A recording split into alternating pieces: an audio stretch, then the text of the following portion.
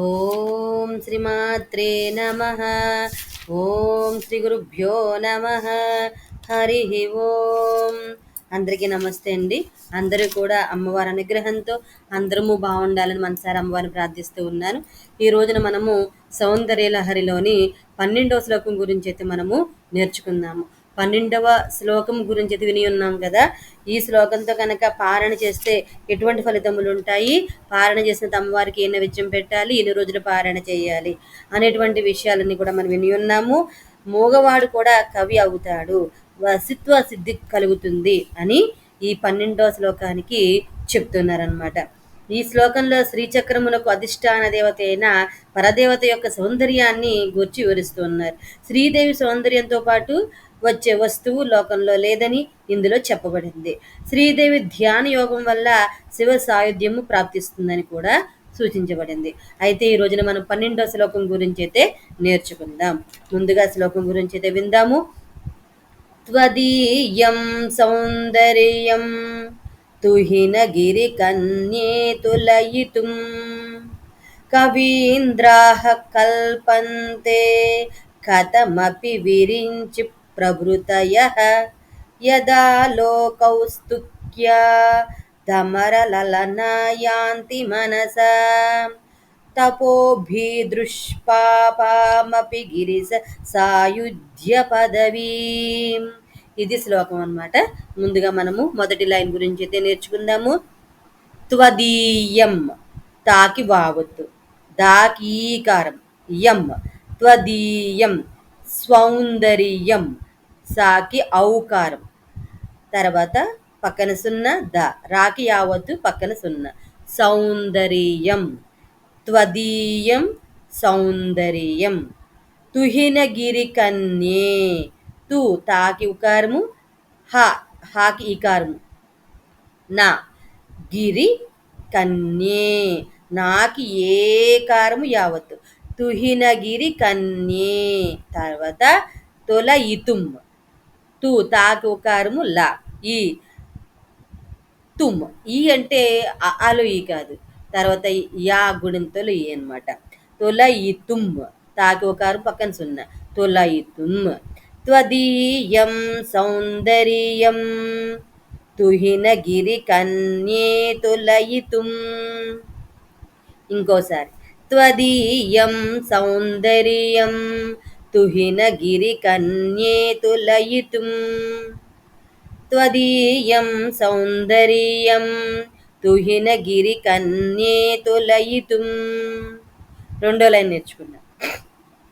కవీంద్రాః, క వీ ఈకారం పక్కన సున్న, కవీం, ద్రా దాకి ఆకారము, తర్వాత రేపకారము, విసర్గలు.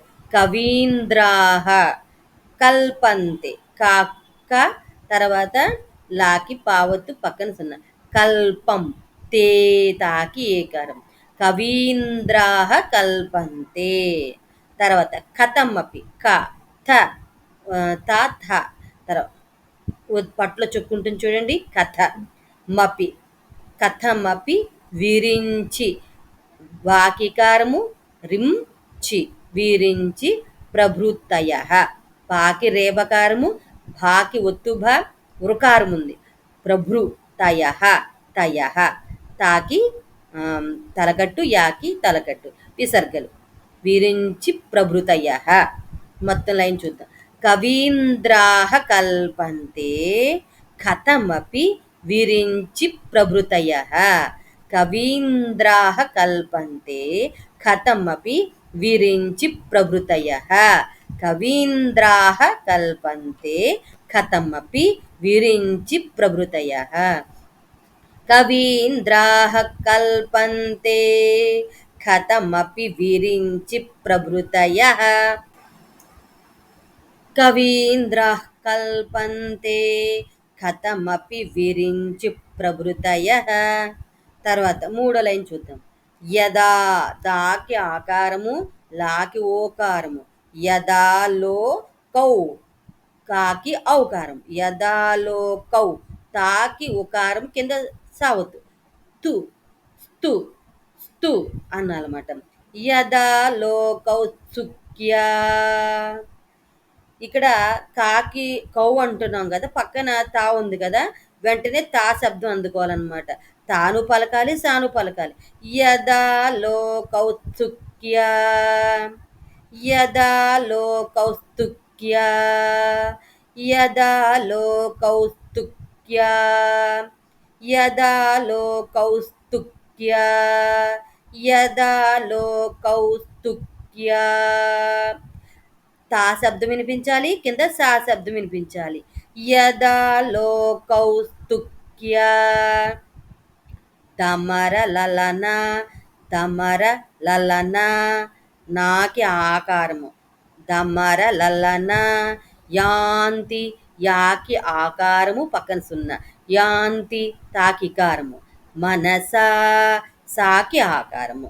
మొత్తం లైన్ చూద్దాం. యదా లో కౌస్తుక్య, ధమర లలన యాంతి మనస, యదా లో కౌస్తుక్య, ధమర లలన యాంతి మనస, యదా లో కౌస్తుక్య,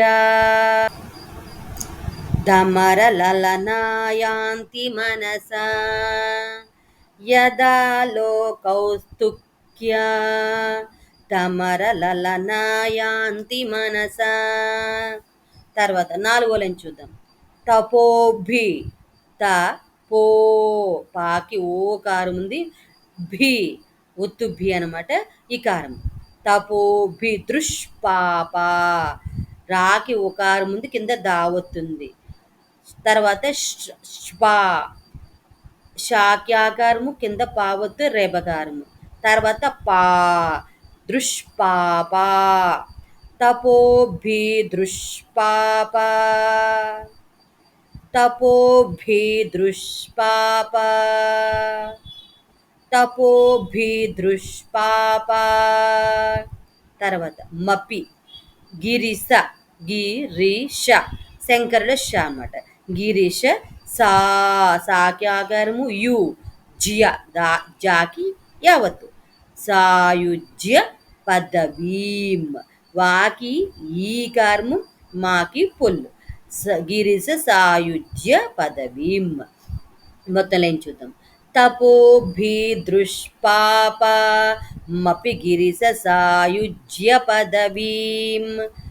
తపోభి దృష్పాప, మపి గిరిస సాయుజ్య పదవీం. తపోభి దృష్పాప, మపి గిరిస సాయుజ్య పదవీం.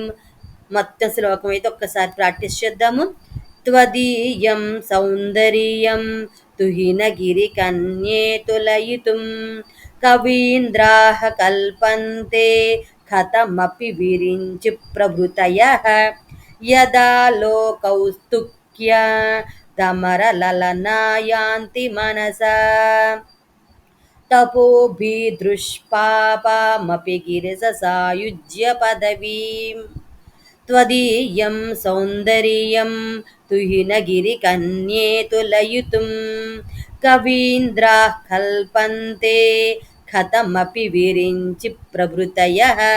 యదా లో కౌస్తుక్య, ధమర లలన యాంతి మనస, తపోభి దృష్పాప, మపి గిరిస సాయుజ్య పదవీం. త్వదీయం సౌందర్యం తుహినగిరి కన్యే తులయితుం, కవీంద్రాః కల్పంతే కథమపి విరించి ప్రభృతయః. యదా లో కౌస్తుక్య, ధమర లలన యాంతి మనస, తపోభి దృష్పాప, మపి గిరిస సాయుజ్య పదవీం.